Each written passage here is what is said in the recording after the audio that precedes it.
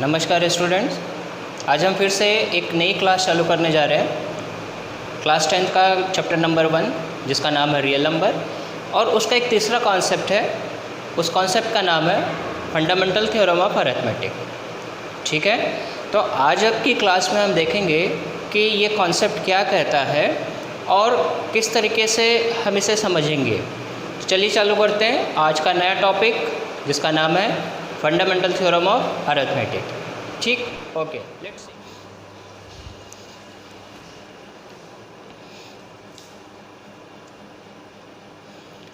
तो स्टूडेंट आज देखते हैं कि फंडामेंटल थ्योरम ऑफ अरिथमेटिक क्या होता है। तो ऑलरेडी हम छोटी क्लासेस में पढ़ चुके हैं कि जो भी एक पॉजिटिव नंबर होगा उस पॉजिटिव नंबर को हम क्या कर सकते हैं, हम उसके प्राइम फैक्टर के फॉर्म में, प्राइम फैक्टर्स के प्रोडक्ट के फॉर्म में लिख सकते हैं। ये हम पहले ही पढ़ चुके हैं। अब कोई भी एक नंबर ले लीजिए, उस नंबर को हम क्या कर पाएंगे, उसके प्राइम फैक्टर के फॉर्म में या फिर उसके कंपोजिट नंबर के फॉर्म में, प्रोडक्ट के फॉर्म में लिख सकते हैं। देखिए किस तरीके से, एक छोटा सा एग्जांपल देता हूँ। जैसे कि मुझे एक एग्जांपल लेना है, सपोज़ मैंने ले लिया 15। अब ये 15 क्या है, हमारा एक पॉजिटिव इंटीजर है। अब इसको मैं कैसे लिख पाऊँगा, इसको मैं लिख पाऊँगा 3 × 5। तो यहाँ पर आप क्या देख पा रहे हैं, यहाँ पर देख पा रहे हैं कि मैं 15 को दो पॉजिटिव नंबर्स के प्रोडक्ट के फॉर्म में लिख पा रहा हूँ। क्या कर पा रहा हूँ मैं, दो पॉजिटिव नंबर्स के प्रोडक्ट के फॉर्म में लिख पा रहा हूँ। अब ये जो दो नंबर्स मुझे मिले जिसको प्रोडक्ट के फॉर्म में मैं लिख पा रहा हूँ, वो या तो प्राइम नंबर हो सकते हैं या तो फिर कंपोजिट नंबर हो सकते हैं। देखिए किस तरीके से, मैं आपको एक और एग्जांपल देना चाहता हूँ। सपोज़ मेरे पास एक नंबर है 30, एक नंबर है मेरे पास 30। अब इस 30 को अगर मैं इसके प्रोडक्ट के फॉर्म में लिखना चाहूँ तो मैं क्या लिख पाऊँगा, 2 × 15 लिख पाऊँगा। क्या लिख पाऊँगा, 2 × 15 लिख पाऊँगा।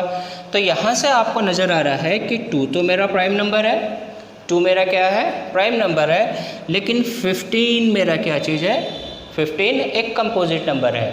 तो प्राइम और कंपोजिट का क्या हुआ, ये कॉम्बिनेशन हो गया। अब इस कंपोजिट नंबर को फिर से अगर मैं और फैक्टराइज करूं और इसको और फैक्टर के फॉर्म में लिखना चाहूं तो मैं 30 को किस तरीके से लिख पाऊंगा, 2 × 3 × 5। तो यहाँ से आपको क्या समझ आ रहा है, यहाँ से आपको ये समझ आ रहा है कि अगर मुझे कोई कंपोजिट नंबर मिला, अगर मुझे कोई कंपोजिट नंबर मिला तो उस कंपोजिट नंबर को मैं अगर और फैक्टराइज करूं तो अल्टीमेटली लास्ट में जाकर मुझे सारे के सारे प्राइम नंबर्स मिल पाएंगे। सारे कैसे मिलेंगे, मेरे को प्राइम नंबर मिलेंगे। तो यहाँ से आप देख सकते हैं 2, 3, 5 तीनों ही प्राइम नंबर है। तो इससे ये बात समझ में आती है हमें कि कोई भी मैं पॉजिटिव इंटीजर लिया, जैसे यहाँ पर मैंने एक एग्जांपल के लिए क्या पॉजिटिव इंटीजर लिया, 30 लिया, तो इस पॉजिटिव इंटीजर को हम क्या कर पाएंगे, उस पॉजिटिव इंटीजर को कंपोजिट नंबर या प्राइम नंबर्स के प्रोडक्ट के फॉर्म में लिख पाएंगे। क्या कर पाएंगे, किसी भी पॉजिटिव इंटीजर को, किसी भी पॉजिटिव नंबर को हम कंपोजिट नंबर या फिर प्राइम नंबर्स के प्रोडक्ट के फॉर्म में लिख पाएंगे। ये सिंपल सा कॉन्सेप्ट है, ये हम पहले भी जानते हैं कि कोई भी एक नंबर अगर आप लेंगे तो उस नंबर को हम क्या कर पाएंगे, उसके प्रोडक्ट, उसके फैक्टर्स के प्रोडक्ट के फॉर्म में लिख सकते हैं। समझ आ रहा है। अब यहाँ पर नई बात क्या बोली गई, अरिथमेटिक कॉन्सेप्ट में नई बात क्या बोली गई, फंडामेंटल थ्योरम ऑफ अरिथमेटिक में क्या नई बात बोली गई जो हमने पहले नहीं पढ़ा लेकिन अब हम यहाँ पर पढ़ने जा रहे हैं।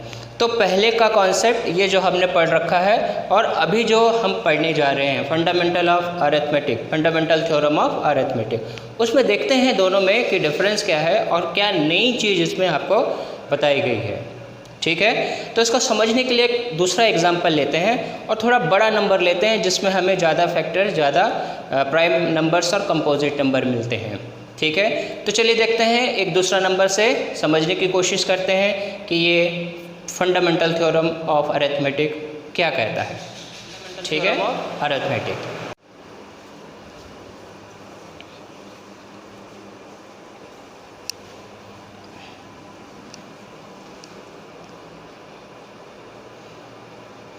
स्टूडेंट हमने पुरानी कक्षाओं में, पुरानी क्लासेस में ऑलरेडी किसी भी नंबर का प्राइम फैक्टराइजेशन सीखा है, ठीक है, और प्राइम नंबर्स क्या होते हैं और कंपोजिट नंबर्स क्या होते हैं ये भी हमको मालूम है। चलिए थोड़ा सा रिकॉल कर लेते हैं कि प्राइम नंबर हम किसे बोलते हैं और कंपोजिट नंबर किसे बोलते हैं, क्योंकि दोनों ही टर्म हमारे इस कॉन्सेप्ट में आने वाले हैं आज जो हम कॉन्सेप्ट पढ़ने वाले हैं। तो प्राइम नंबर किसे बोलते हैं, हमने पहले ही देख चुका है कि प्राइम नंबर ऐसे नंबर होते हैं जिसके दो फैक्टर होते हैं, एक फैक्टर खुद नंबर होता है और उसके अलावा दूसरा नंबर क्या होता है, 1 होता है। ऐसे नंबर्स को हम क्या बोलते हैं, प्राइम नंबर बोलते हैं, ठीक है। अगर मैंने मान लिया कोई एक नंबर p है तो प्री नंबर को हम क्या बोलेंगे, प्राइम कहेंगे। कब प्राइम कहेंगे, कि इसका जो प्राइम फैक्टराइजेशन है वो खुद नंबर हो और साथ में 1 हो, तब क्या हो जाता है, ऐसे नंबर को हम क्या बोलते हैं, प्राइम नंबर बोलते हैं।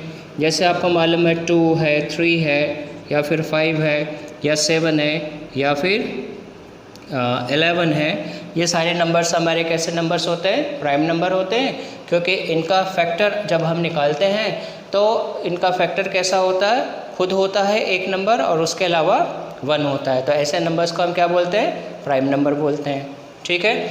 इसके अलावा दूसरे टाइप का नंबर जो हम पढ़ चुके हैं वो क्या नंबर होते हैं, कंपोजिट नंबर होते हैं। तो कंपोजिट नंबर कैसे नंबर्स को बोलते हैं, कंपोजिट नंबर ऐसे नंबर्स को बोलते हैं जिनके 2 से ज़्यादा प्राइम फैक्टर्स होते हैं, जिनको अगर फैक्टराइज करें आप, जिन्हें आप क्या करें, फैक्टराइज करें, तो उसके 2 से ज़्यादा फैक्टर्स मिलेंगे। तो ऐसे नंबर्स को हम क्या बोलते हैं, कंपोजिट नंबर्स कहते हैं, ठीक है। देखिए किस तरीके के नंबर्स होंगे। जैसे मैंने एक लिया 4, तो 4 मेरा क्या हो जाएगा, कंपोजिट नंबर हो जाएगा 2 × 2 × 1। या मैंने एक नंबर सपोज लिया 12, तो 12 क्या हो जाएगा, ये भी कंपोजिट नंबर हो जाएगा 2 × 2 × 3 × 1, ठीक है। तो यहाँ से देखिए इस टाइप के जो नंबर्स होंगे, ऐसे नंबर्स को आप क्या बोलते हैं, कंपोजिट नंबर कहते हैं। समझ आ रहा है। तो प्राइम नंबर किन्हें बोलेंगे और कंपोजिट नंबर किन्हें बोलेंगे, ये आपको समझ आ गया होगा। तो इन्हीं दोनों नंबर्स के आधार पे जो आज हम कॉन्सेप्ट पढ़ने जाने वाले हैं वो कॉन्सेप्ट आधारित है। हमारे आज के कॉन्सेप्ट का क्या नाम है, फंडामेंटल थ्योरम ऑफ अरिथमेटिक। क्या नाम है, फंडामेंटल थ्योरम ऑफ अरिथमेटिक। तो इस कॉन्सेप्ट को समझने के लिए हम छोटा सा एक पहले एग्जाम्पल देखते हैं और उस एग्जाम्पल के रिजल्ट के आधार पर हम इस कॉन्सेप्ट को आसानी से समझ पाएंगे, ठीक है। देखिए किस तरीके से। तो एक छोटा सा एग्जाम्पल देखते हैं और उस एग्जाम्पल के आधार पर इस कॉन्सेप्ट को समझने की कोशिश करते हैं। मान लेते हैं कि मेरे पास एक कंपोजिट नंबर है 1176। ये एक कंपोजिट नंबर है। अब इस कंपोजिट नंबर को मैं फैक्टराइज करता हूँ। इसका क्या करता हूँ, फैक्टराइज करता हूँ। देखिए मैं थोड़ा फैक्टर ट्री से इसे फैक्टराइज करता हूँ तो क्या मिल जाता है मुझे। देखिए मैंने इसे 2 से डिवाइड किया तो क्या मिल जाएगा यहाँ पर 598। ये 598 आया। अब इस 598 को मैंने फिर से क्या कर लिया, 2 से डिवाइड कर लिया। तो इसे जब 2 से मैंने डिवाइड किया तो मुझे क्या मिल जाएगा, 294 मिल जाएगा। इसे मैंने फिर से 2 से डिवाइड किया 294 को, तो मुझे क्या मिल जाएगा यहाँ पर 147 मिल जाएगा। अब ये 147 किससे डिवाइड होगा, 147 डिवाइड होगा 3 से। जब 147 को 3 से डिवाइड किया तो मुझे क्या मिला, 49 मिला। और इस 49 को फिर से मैंने 7 से डिवाइड कर लिया तो ये मेरा एक फैक्टर प्राइम फैक्टराइजेशन मिला किसका, 1176 का। क्या मिला, लिख लेते हैं यहाँ पर 1176। It is 2 × 2 × 2 × 3 × 7 × 7। ठीक है, एक सेम नंबर का मैंने प्राइम फैक्टराइजेशन निकाला। अब इसी नंबर के प्राइम फैक्टराइजेशन को मैं दूसरे तरीके से निकालता हूँ। नंबर मेरा सेम है, मैं नंबर नहीं चेंज कर रहा, मैं इसी नंबर को ही मैं दूसरे तरीके से फैक्टराइज करने की कोशिश करता हूँ। यहाँ पर मैंने पहले 3 से डिवाइड किया था, अब इस 3 की जगह मैं 2 से डिवाइड किया था। अब इस 2 की जगह मैं इसे पहले किससे डिवाइड कर लूँ, 3 से डिवाइड कर लूँ। तो मुझे यहाँ पर क्या मिल जाएगा, 392। अब ये 392 आया, मैं इसे किससे डिवाइड कर लूँ, सपोज 7 से डिवाइड कर लेता हूँ। तो जब मैंने इसे 7 से डिवाइड किया तो मुझे यहाँ पर क्या मिल जाएगा, 56 मिल जाएगा। अब ये जो 56 आया मैं इसे 2 से डिवाइड करता हूँ, क्या मिल जाएगा मुझे यहाँ पर 28 को मैं फिर से 2 से डिवाइड करता हूँ, क्या मिलेगा मुझे यहाँ पर 14। अब इस 14 को फिर से 2 से डिवाइड करता हूँ, यहाँ पर मिल गया मुझे 7। तो ये वही नंबर है, सेम नंबर है। देखिए फैक्टराइजेशन मैंने चेंज कर दिया, तो जब इसे मैंने इस तरीके से फैक्टराइज किया तो अभी मुझे क्या मिला, 3 into 7 into 2 into 2 into 2 into 7, यानी क्या हो गया ये 3 into 7 to the power 2 to the power 3। इसको भी थोड़ा पावर के फॉर्म में लिख लेते हैं, ये 2 to the power 3 into 3 into 7 to the power 2। समझ आ रहा है क्या हो रहा है? अब सेम नंबर को ही मैं एक और तरीके से लिखता हूँ, क्या लिखता हूँ यहाँ पर, इसी को मैं दूसरे एक और तरीके से फैक्टराइज करता हूँ, 1176। अभी मैं इसकी शुरुआत करता हूँ, 7 से डिवाइड करता हूँ सबसे पहले इसको। 7 से डिवाइड करने के बाद मुझे यहाँ पर क्या मिल जाएगा, 168 को मैं 2 से डिवाइड कर लिया, क्या मिल जाएगा मुझे यहाँ पर 84 को मैं अभी 3 से डिवाइड कर लेता हूँ, तो यहाँ पर क्या मिल जाएगा मुझे 28 मिल जाएगा। ठीक है, ठीक। अभी जो 28 है, इस 28 को मैं 7 से डिवाइड करता हूँ तो मुझे मिल जाएगा यहाँ पर 4। इस 4 को 2 से डिवाइड करता हूँ तो मुझे मिल जाएगा 2। देखिए सेम नंबर को मैंने दूसरे तरीके से फैक्टराइज किया, 1176। इसका अभी फैक्टराइजेशन, प्राइम फैक्टराइजेशन क्या मिला, 7 into 2 into 3 into 7 into 2 into 2, यानी कि ये मिल गया 7 into 2 to the power 3 7 to the power 2 into 3, ये मिला। समझ आ रहा है? तो ये 3 मैंने टाइप से फैक्टराइज किए, एक ही नंबर को, एक नंबर को मैंने क्या किया, 3 टाइप से फैक्टराइज कर लिए। ठीक है, अब ऐसा करने का क्या फ़ायदा हुआ, मुझे कुछ फ़ायदा हुआ क्या? देखिए क्या फ़ायदा है। अब ऑब्जर्वेशन ये मिलता है हमें कि सेम नंबर को हम 3 अलग अलग तरीके से फैक्टराइज किया। आप चाहते हैं तो और अलग अलग और भी तरीक़ों से आप इसे फैक्टराइज कर सकते हैं। ठीक है, तो यहाँ पर देखिए जब मैंने फैक्टराइज कर रहा हूँ तो मुझे जो प्राइम नंबर्स हैं वो सभी फैक्टराइजेशन में सेम मिल रहे हैं। यहाँ 2 टू द पावर 3 था, यहाँ पर भी 2 टू द पावर 3 है, यहाँ पर भी 2 टू द पावर 3 है, यहाँ पर क्या था, सिंगल 3 था, यहाँ पर भी सिंगल 3 है, यहाँ पर भी सिंगल 3 है, यहाँ पर क्या था देखिए 7 टू द पावर 2 है, यहाँ पर भी 7 टू द पावर 2 है, यहाँ पर भी 7 टू द पावर 2 है। मतलब इससे ये रिज़ल्ट निकलता है कि किसी एक कंपोजिट नंबर को अगर आप फैक्टराइज कीजिए तो उसका जो प्राइम फैक्टर होता है वो यूनिक होता है। यूनिक यानी एक कंपोजिट नंबर का एक ही टाइप के प्राइम फैक्टर्स मिलेंगे, वो दूसरा नहीं हो सकता। कैसे देखिए, एक नंबर था 1176 को, उसको मैंने 3 टाइप से फैक्टराइज किया, तीनों के ही फैक्टराइजेशन में सेम मुझे प्राइम नंबर मिल रहे हैं 2, 3 और 7, और उनके रिपीटिशन भी सेम है। 2 3 टाइम्स रिपीट हो रहा है, 7 2 टाइम्स रिपीट हो रहा है और 3 1 टाइम रिपीट हो रहा है। तो इससे क्या रिज़ल्ट आता है?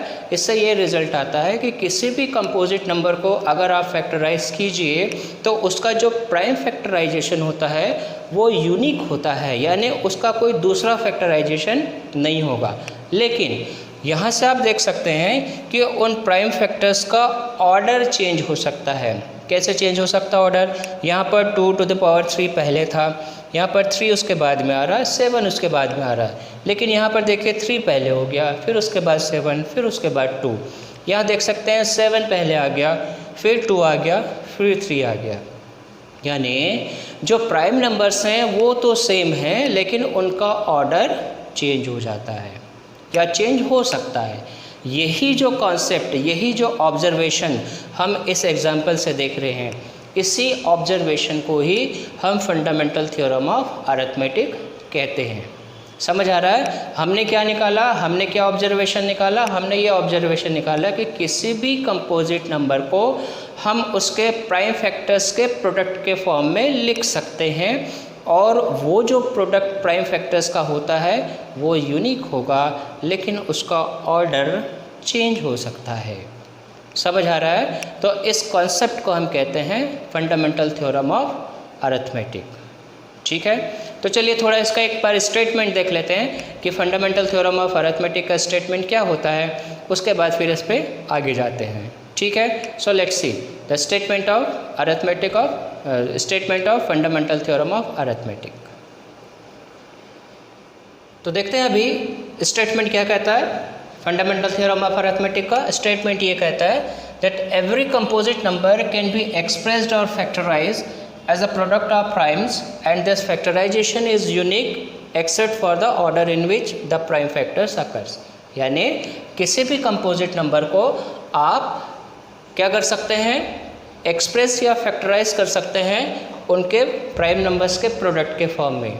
और वो जो फैक्टराइजेशन होता है वो कैसा होता है, बहुत ही इम्पोर्टेंट है।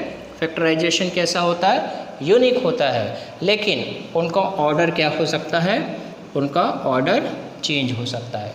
तो इसी स्टेटमेंट को देखिए, हमने जो एग्जांपल देखा था 1176 का हमने प्राइम फैक्टर निकाला था, क्या मिला देखिए 2 × 2 × 2 × 3 × 7 × 7। तो यहाँ पर आप देखिए सभी में 3 × 2 है, यहाँ पर भी 3 × 2 है, 1 2 3 4 5, यहाँ पर भी 3 × 2 है और यहाँ पर भी आपको 3 × 2 मिलेगा। तो ये तीन ही एग्जाम्पल हमने लास्ट क्लास पे देखा था, अभी एग्जाम्पल हमने देखा है कि इनका हमने प्राइम फैक्टर्स निकाला था। तो तीनों ही प्राइम फैक्टर्स में क्या नज़र आ रहा है आपको, तीनों ही प्राइम फैक्टर्स में 2 जो है वो 3 टाइम्स है, 2 3 टाइम्स है, 2 3 टाइम्स है, 7 कितने टाइम्स है, 2 टाइम्स है। तो यहाँ भी देखिए 7 2 टाइम्स है, यहाँ भी 7 2 टाइम्स है, 3 सिंगल टाइम है, यहाँ भी सिंगल है, यहाँ भी 3 सिंगल है। मतलब जो प्राइम फैक्टर्स हैं, जो प्राइम नंबर्स हैं, तीनों ही फैक्टराइजेशन में सेम है, यूनिक हैं, वो नहीं चेंज हो रहे हैं। लेकिन आप देख सकते हैं यहाँ से इनका ऑर्डर चेंज है, ऑर्डर चेंज है, यानी यहाँ 2 पहले आया, फिर 3 आया, फिर 7 आया, यहाँ 3 आ गया, फिर 7, फिर 2, फिर 7, फिर 2, यहाँ पर 7 2 3 7 2 2, यानी प्राइम फैक्टर्स का क्या है, ऑर्डर चेंज हो गया है। तो इस कॉन्सेप्ट को हम क्या कहते हैं, arithmetic fundamental theorem of arithmetic कहते हैं। समझ आ रहा है, फंडामेंटल थ्योरम ऑफ अरिथमेटिक किसे कहेंगे? बहुत ही सिंपल कॉन्सेप्ट है, कोई नई बात नहीं है, बस आप जो पहले से फैक्टराइजेशन का प्रोसेस करते हैं उसको थोड़ा सा शब्दों में बोला गया है दूसरे तरीके से। ठीक है,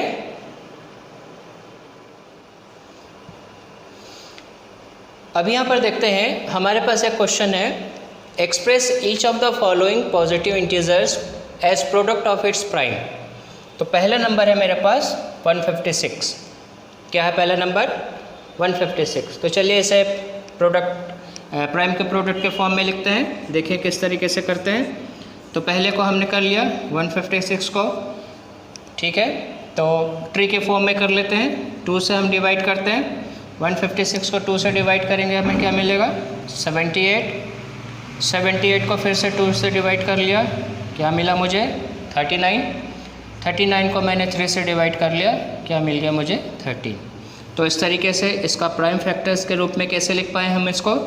2 × 2 × 3 × 13, यानी मैं लिख दिया इसको 2 to the power 2 × 3 × 13। सिंपल है, पहले कर चुके हैं, कोई नई बात नहीं है, हमारे एक्सरसाइज पे दिया हुआ है, इसलिए हमें इसे करके एक बार देखना है। इसी तरीके से 234 का भी निकाल के देख लेते हैं, किससे डिवाइड करें इसे? 2 से डिवाइड कर लें, कितना मिल जाएगा मुझे? 117 मिल जाएगा। इस 117 को मैं 3 से डिवाइड कर लेता हूँ, क्या मिल जाएगा मुझे यहाँ पर? 39 मिल जाएगा। 39 को मैं फिर से 3 से डिवाइड कर सकता हूँ, क्या मिल जाएगा मुझे यहाँ पर? 13। ठीक है, तो फैक्टर ट्री है। तो यहाँ से अगर मैं 234 को प्राइम फैक्टराइजेशन के प्रोडक्ट के फॉर्म में लिखूँ, प्राइम फैक्टर्स के प्रोडक्ट के फॉर्म में लिखूँ, तो ये कैसा हो जाएगा? 2 × 3 × 3 × 13, यानी कि मैं लिख पाऊँगा 2 × 3 to the power 2 × 13। ठीक है, तो ये हमारे एक्सरसाइज 1.2 का पहला क्वेश्चन था, जो कि हमें लिखना था कि जो भी नंबर आपको दिया हुआ है उसको किस फॉर्म में लिखना है? प्रोडक्ट ऑफ प्राइम के फॉर्म में लिखना है। तो इस तरीके से हम किसी भी कंपोजिट नंबर को उसके प्राइम फैक्टर के प्रोडक्ट के फॉर्म में लिख सकते हैं। ठीक है।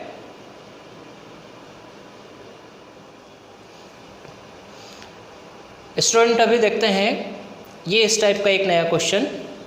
ये बोल रहा है consider 4 to the power n where n is a natural number, check whether there is any value of n for which 4 to the power n ends with the digit 0। मतलब यहाँ पर ये क्या कह रहा है कि 4 to the power n का वैल्यू, कोई वैल्यू 0 से एंड होगा क्या। n अगर कोई भी एक नेचुरल नंबर है, मतलब हम इसे ऐसा समझ सकते हैं, इसे थोड़ा सा समझते हैं। 4 to the power n, इसका मतलब क्या है कि मैं 4 का पावर 1 रखा तो मुझे 4 मिल गया, 4 का पावर 2 रखा तो मुझे क्या मिल गया, 16 मिल गया। ठीक है। इसी तरीके से अगर मैं 4 के पावर को इंक्रीज़ करते जाऊँ, 4 के पावर को अगर मैं इंक्रीज़ करते जाऊँ तो क्या मुझे यहाँ पर कोई ऐसा नंबर मिलेगा जिसके लास्ट में 0 आएगा। क्या मुझे प्रूफ करना है, क्या मुझे चेक करना है, मुझे ये चेक करना है कि यहाँ पर क्या मुझे कोई ऐसा नंबर मिलेगा जिसके लास्ट में 0 आएगा। समझ आ रहा है क्या करना है हमें। चलिए तो इसे प्रूफ करने की कोशिश करते हैं, देखते हैं कि किस तरीके से हम इसे प्रूफ कर पाएंगे। तो इसे प्रूफ करने के लिए हमको एक सिंपल सा कॉन्सेप्ट ये भी मालूम है कि कोई भी पॉजिटिव इंटीजर अगर 0 से एंड होगा, यानी किसी भी पॉजिटिव इंटीजर के एंड में लास्ट में अगर 0 है तो वो ऑब्वियस है कि वो जो नंबर है वो 5 से कंपलसरी डिविजिबल होगा। डिविजिबिलिटी रूल हमें मालूम है कि 5 से डिविजिबल होने का रूल क्या है। कोई भी नंबर 5 से कब डिविजिबल होता है, जब उस नंबर के यूनिट प्लेस में या तो 5 खुद हो या तो फिर क्या हो, 0 हो। ठीक है। तो यहाँ से हमें ये मालूम चल रहा है कि किसी भी नंबर के यूनिट प्लेस में यानी कि लास्ट में अगर 0 है तो वो किससे डिवाइड होगा, ऑब्वियस है 5 से डिविजिबल होगा। और अगर वो नंबर अगर 5 से डिविजिबल है तो उसके प्राइम फैक्टर में कंपलसरी एक डिजिट 5 होगा। उसके प्राइम फैक्टर में कंपलसरी क्या होगा, एक डिजिट 5 होगा। देखिए किस तरीके से, सपोज़ मेरे पास एक नंबर मैंने 10 कंसीडर किया, 2 से डिवाइड किया, देखिए इसके लास्ट में क्या है, डिजिट 0 है। तो इसके प्राइम फैक्टराइजेशन में एक कंपलसरी नंबर मुझे क्या मिल रहा है, 5 मिल रहा है। आप कोई भी नंबर लीजिए, सपोज़ मैंने लिया 250 लिया, इसका मैं प्राइम फैक्टराइजेशन निकालता हूँ, क्या मिलता है, सपोज़ मैंने 5 से डिवाइड कर दिया, 50 आ गया, फिर से 5 से डिवाइड किया, 25 आ गया, फिर से 5 से डिवाइड किया, 5। तो यहाँ पर देखिए इसके प्राइम फैक्टर में सारे फैक्टर्स क्या मिल रहे हैं, मुझे 5 के मिल रहे हैं। और कोई एक नंबर लेके देख लेते हैं, सपोज़ मैं ले लेता हूँ 100 ले लिया, 100 को डिवाइड प्राइम फैक्टराइज करते हैं, क्या मिल जाएगा 50, क्या मिल जाएगा यहाँ पर 25, क्या मिला यहाँ पर, ये देखिए। तो सभी ऐसे नंबर्स जिनके यूनिट प्लेस में 0 है, 5 कंपलसरी एक प्राइम होगा। समझ आ रहा है। तो अगर 4 to the power n के किसी भी वैल्यू का लास्ट डिजिट अगर 0 होगा तो उसका कंपलसरी एक प्राइम क्या होगा, 5 होगा। समझ आ रहा है। तो यहाँ से हम क्या लिख पाएंगे, तो इन एग्जाम्पल से ये जो हमने यहाँ से देखा, यहाँ से हम ये लिख पाएंगे, क्या लिख पाएंगे कि जो अगर 4 to the power n का कोई वैल्यू का लास्ट डिजिट 0 है तो उसमें एक कंपलसरी प्राइम क्या होगा, 5 होगा। ठीक है।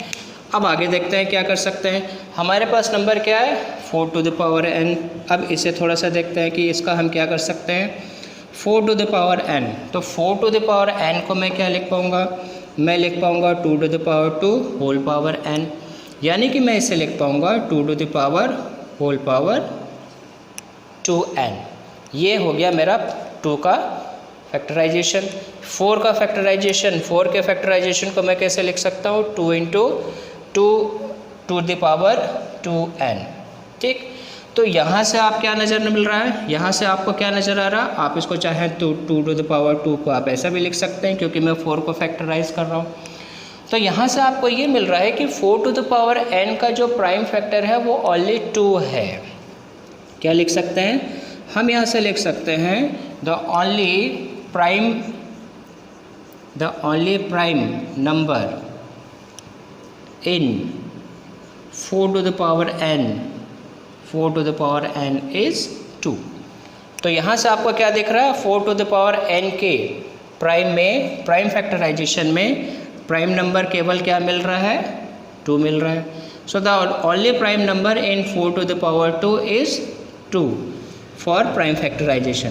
प्राइम फैक्टराइजेशन आप इसका करें तो आपको क्या मिल रहा है, केवल 2 मिल रहा है। ठीक है, समझ आ रहा है। यानी कि हम क्या लिख सकते हैं, हम यहाँ से ये लिख सकते हैं, there is no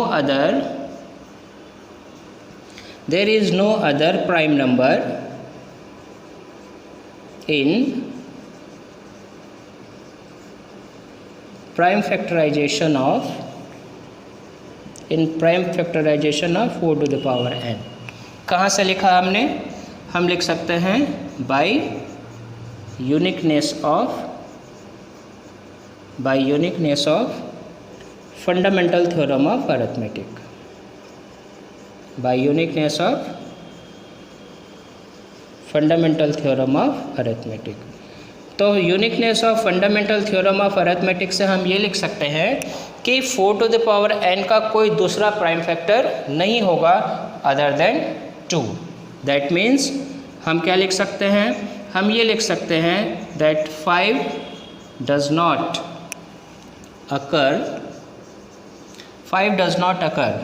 in prime factorization of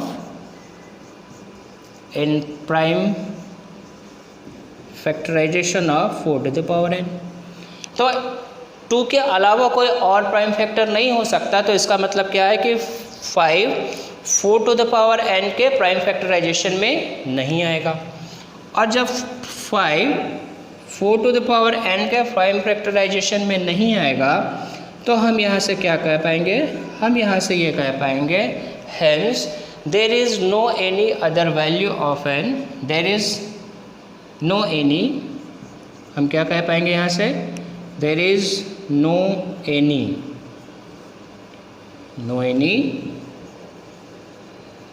value for n, value of n for which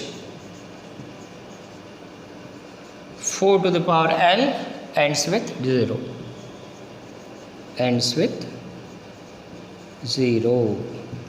ठीक है। तो बहुत ही सिंपल है, बहुत ही सिंपल सॉल्यूशन है। क्या किया समझ आ गया। तो किसी भी डिजिट को, कोई भी नंबर अगर 0 से एंड हो रहा है तो इसका मतलब क्या है कि वो 5 से डिविजिबल होगा।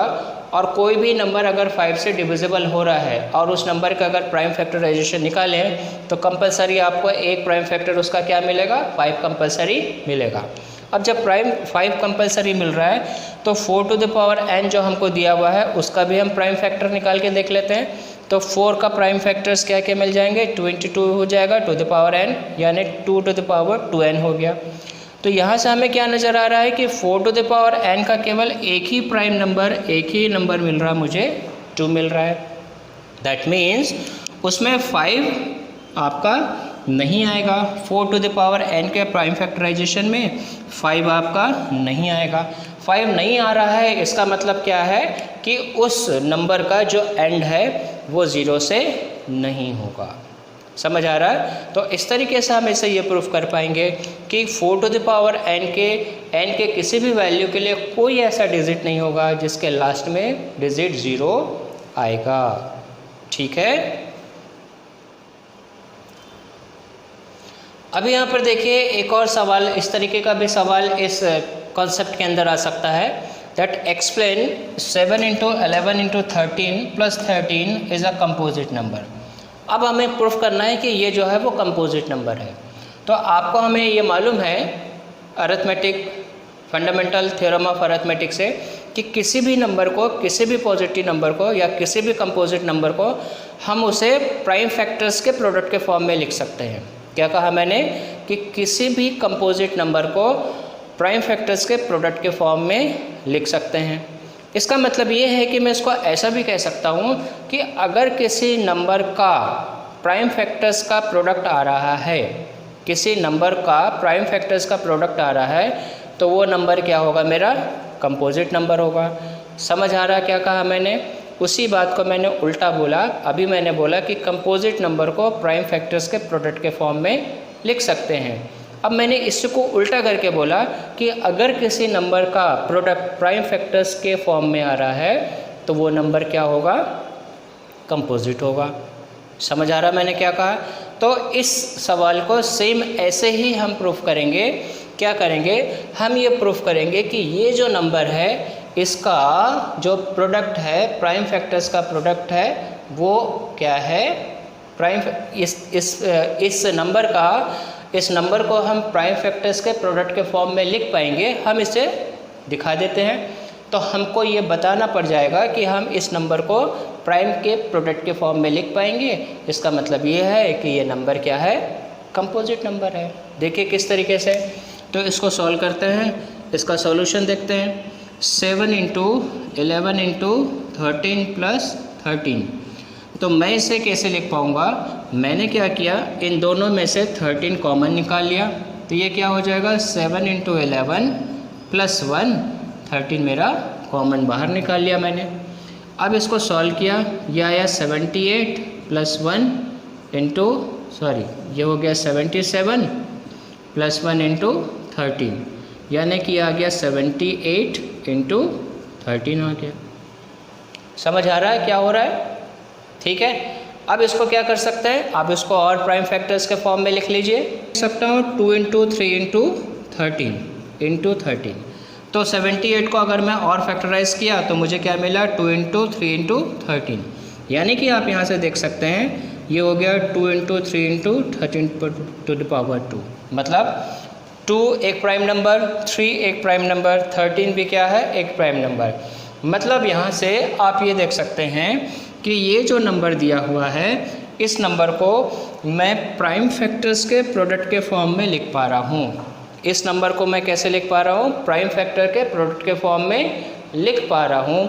इसलिए मैं ये कहूँगा कि ये जो दिया हुआ नंबर है वो कैसा है, एक कंपोजिट नंबर है। तो क्या लिख सकते हैं हम यहाँ पर, लिख सकते हैं since 7 × 11 × 13 + 13 can be written in the form of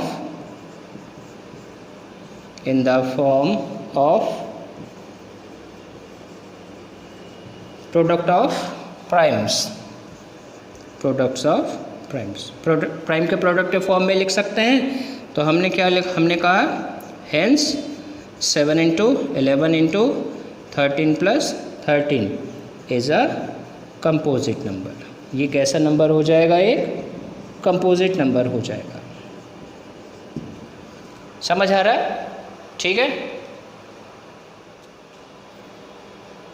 अभी हम फंडामेंटल थ्योरम ऑफ अरिथमेटिक का कुछ एप्लीकेशन देखते हैं। और एप्लीकेशन में हम ये देखते हैं कि किसी भी दो पॉजिटिव इंटीजर a और b के लिए, a और b के लिए the product of HCF and LCM it is equal to product of both two numbers. यानी किसी भी दो नंबर a और b के LCM और HCF का जो प्रोडक्ट होगा वो दोनों नंबर के प्रोडक्ट के इक्वल होता है। क्या कहा मैंने ये कहा कि दो नंबर्स के LCM और HCF का जो प्रोडक्ट होता है वो दोनों नंबर के प्रोडक्ट के इक्वल होता है। देखिए इसको एक एग्जांपल से समझने की कोशिश करते हैं। सपोज़ मेरे पास एक नंबर है A6 है और एक दूसरा नंबर मान लेते हैं 20 है। अब हम इन दोनों नंबर्स का LCM और HCF निकालते हैं। तो प्राइम फैक्टर्स निकाल लेते हैं पहले। ये आ गया 20 का मुझे क्या मिला फैक्टर, ये मिला, यानी 6 मुझे मिला 2 × 3 और 20 क्या मुझे मिला 2 × 2 × 5। अब यहाँ से मुझे HCF और LCM निकालना है। तो पहले हम निकाल लेते हैं इसका HCF ऑफ 6 एंड 20 क्या मिलेगा। देखिए तो हमको मालूम है पहले से ही अगर HCF निकालना है तो क्या निकालना पड़ता है, कि प्रोडक्ट ऑफ स्मॉलेस्ट पावर किसके इक्वल होता है, ये होता है product of smallest power of each common prime factors, each common prime factors in number. तो नंबर में जो भी आपके पास प्राइम फैक्टर्स है उसके स्मॉलेस्ट पावर का प्रोडक्ट निकालिए। क्या करना आपको? स्मॉलेस्ट पावर का प्रोडक्ट निकालिए। ठीक है, तो उससे आपको क्या मिलेगा? HCF मिलेगा। तो यहाँ पर smallest power, common smallest power, किसका आपको प्रोडक्ट निकालना है? कॉमन स्मॉलेस्ट पावर का प्रोडक्ट निकालना है। तो पहले तो देखिए यहाँ पर कॉमन फैक्टर क्या है, दोनों में कॉमन फैक्टर यहाँ पर क्या है? 2 है। ठीक है, अब इस कॉमन फैक्टर 2 का स्मॉलेस्ट पावर क्या होगा यहाँ पर? तो यहाँ पर 2 है, यहाँ पर 2 टू द पावर 2 है, यानी HCF इसका कितना मिल जाएगा आपके पास? 2 मिल जाएगा। ठीक है, अभी हम इसका LCM निकालते हैं। LCM of 6 and 20। तो LCM क्या होता है? LCM कैसे निकालते हैं? Product of greatest power. ये मालूम है हमें पहले भी। तो हम क्या लिख सकते हैं यहाँ पर? Product of greatest power, product of greatest power of each prime factor, of each prime factor in the number, ठीक है।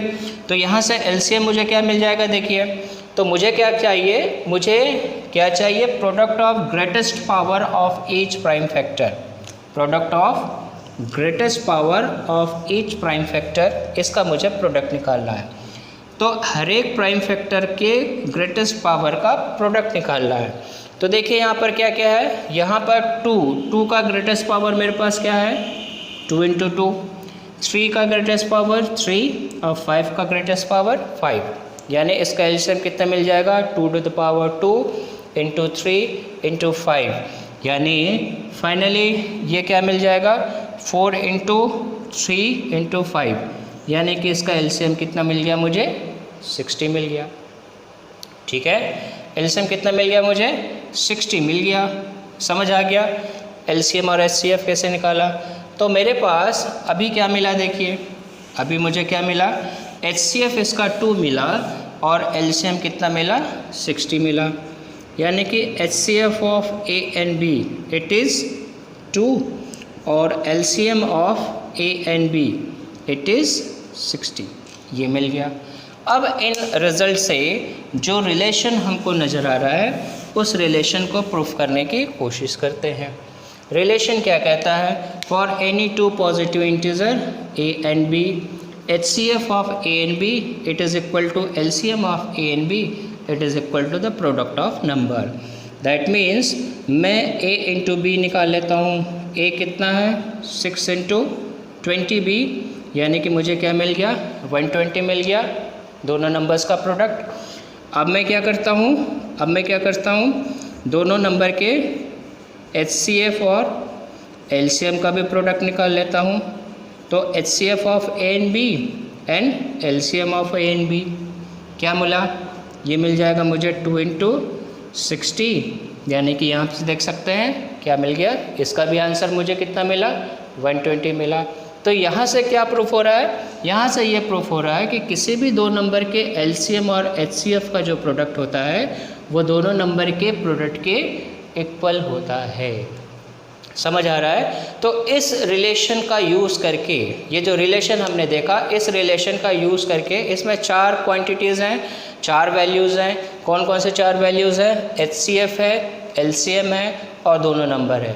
तो इनमें से अगर कोई भी 3 वैल्यू आपको दे दे और चौथी वैल्यू अगर आपको फाइंड आउट करने को बोले तो आप आसानी से यहाँ से फाइंड आउट कर सकते हैं। समझ आ रहा है? तो इस रिलेशन के बेस पे देखते हैं एक सवाल, ताकि कैसे क्वेश्चन इस रिलेशन पे आते हैं वो हम समझ सकें। तो देखते हैं कि अगला सवाल इस रिलेशन के बेस पर।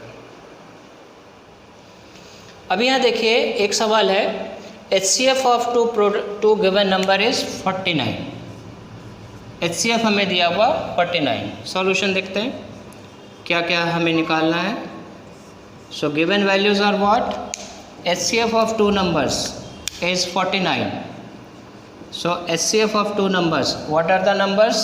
141, 441 and 539.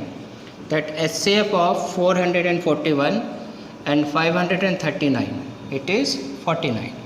ठीक है, फर्स्ट नंबर यानी कि A हम कंसिडर कर लेते हैं 441 और दूसरा नंबर B यानी 539 हमने कंसिडर किया। हमको क्या करना है, LCM ऑफ 441 एंड 531 ये हमें फाइंड आउट करना है। ठीक है, तो कैसे फाइंड आउट करेंगे देख सकते हैं। तो वी हैव, हमें क्या मालूम है that LCM of two numbers A B then HCF of two numbers A comma B it is equal to product of those two numbers। ठीक है, तो हमको LCM निकालना है। तो LCM 441 539 इसका LCM निकालना है। नंबर्स का HCF हमें कितना दिया हुआ है, यह 49 दिया हुआ है और नंबर्स क्या क्या है हमारे पास 441 और दूसरा नंबर क्या है 539। ठीक है, तो यहाँ से हम LCM निकाल लेंगे। LCM 441 एंड 539 ये किसके इक्वल हो जाएगा, 441 इंटू 539 डिवाइडेड बाय 49 ये हो जाएगा।